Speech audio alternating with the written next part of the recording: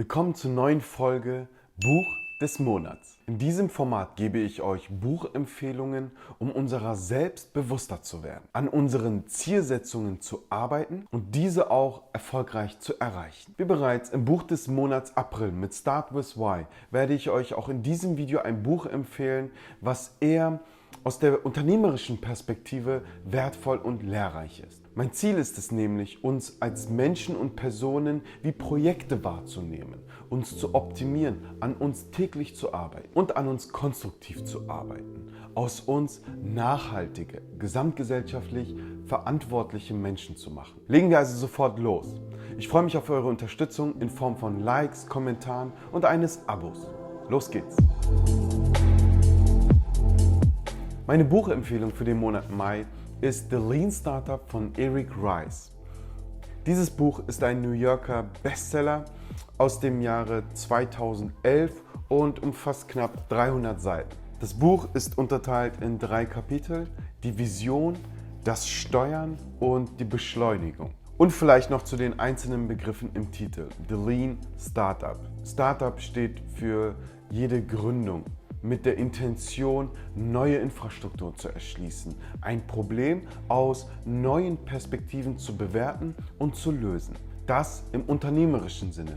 Im privaten Sinne, also als vielleicht Lifestyle, in der Persönlichkeitsentwicklung, verstehen wir ein Startup vielleicht die Motivation, etwas Neues anzugehen, ein Projekt anzupacken. Der Begriff Lean kann übersetzt werden als schlank, also ein Vorhaben mit begrenzten, wenigen Ressourcen anzupacken, sei es zeitlich oder finanziell.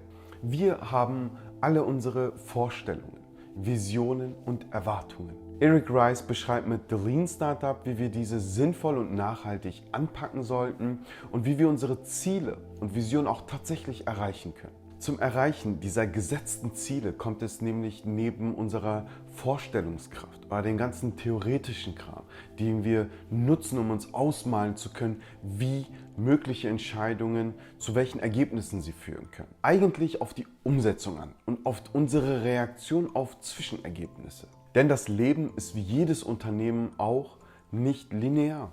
Nicht alle Entscheidungen führen notwendigerweise zu den vorhergesehenen Ergebnissen. Und Eric Rice fasst in diesem Buch seine gesammelten Erfahrungen von Unternehmen zusammen, für die er selbst gearbeitet hat, oder von Startups, die er selbst gegründet hat. Hierbei stechen 3 Schlüsselbegriffe hervor: Risikominimierung, Prozessoptimierung und Erfolgsmaximierung. Genau nach diesen 3 Effekten ist auch das Buch unterteilt. Arbeiten wir uns also durch.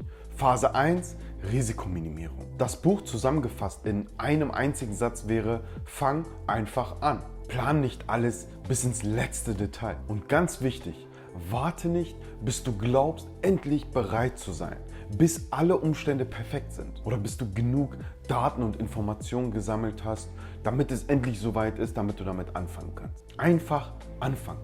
Du startest einfach. Und jetzt der wichtige Schritt. Du hast angefangen, gestartet, top.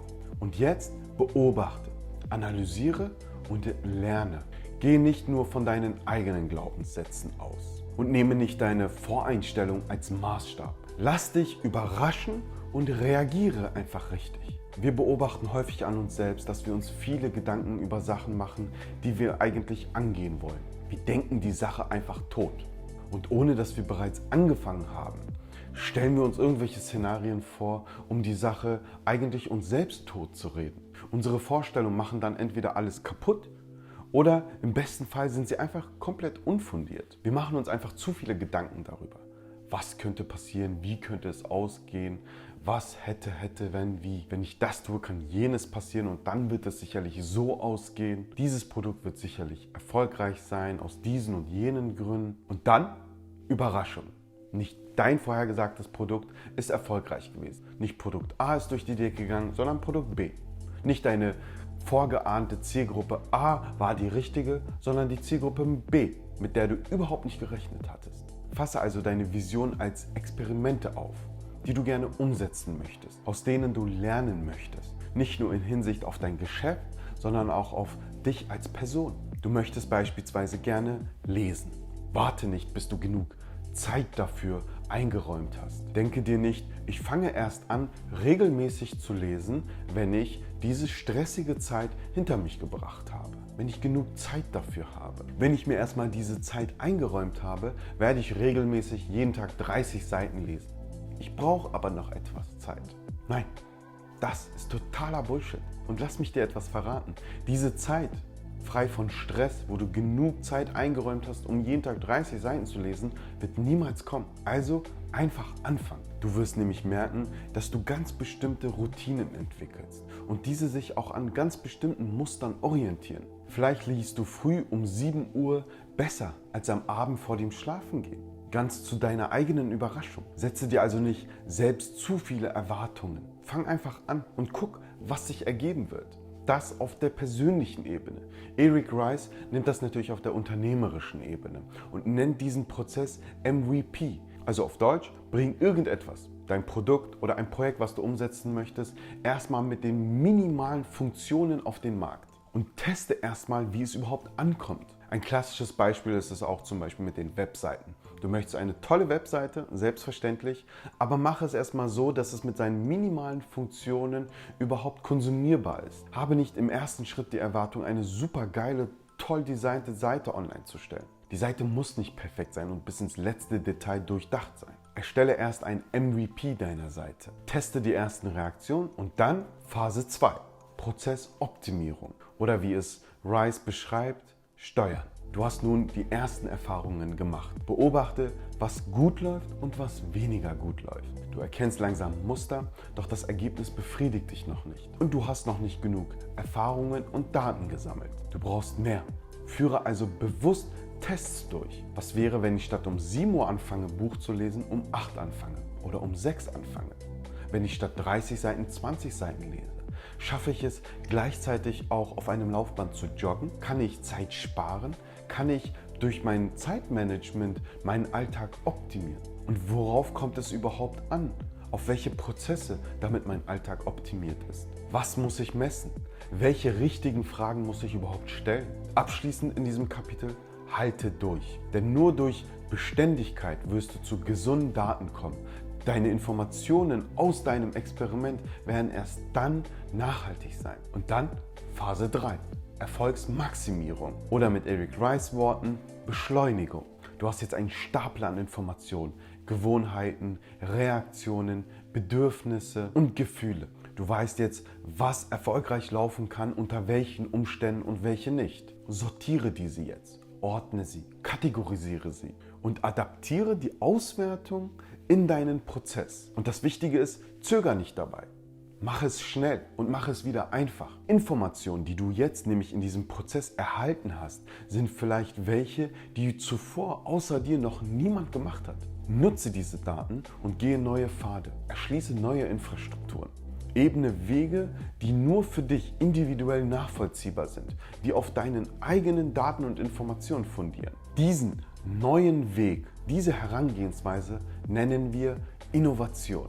Die Fähigkeit, ein Problem auf eine komplett andere Art und Weise, auf eine neue Methode anzugehen und zu lösen.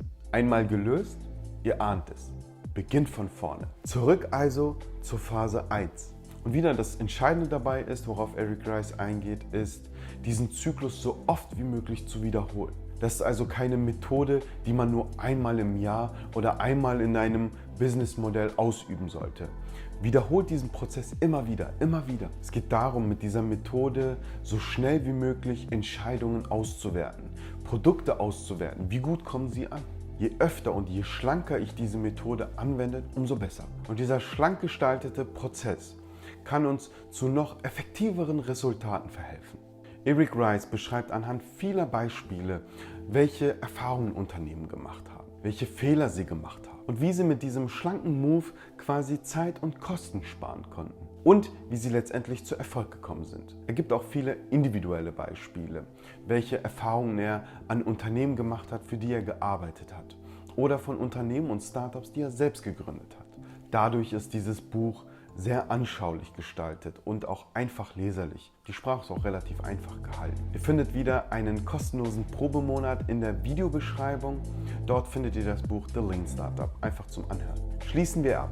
Egal was ihr vorhabt, Ob ein Projekt auf individueller Ebene oder unternehmerisch, eine Produktentwicklung oder ein Produktverkauf. Fangt damit einfach an. Denn je schneller ihr zu Ergebnissen kommt, könnt ihr euch Feedback für diese Ergebnisse einholen. Und desto schneller könnt ihr optimieren und euer eigentlich am Anfang gesetztes Ziel auch schneller erreichen.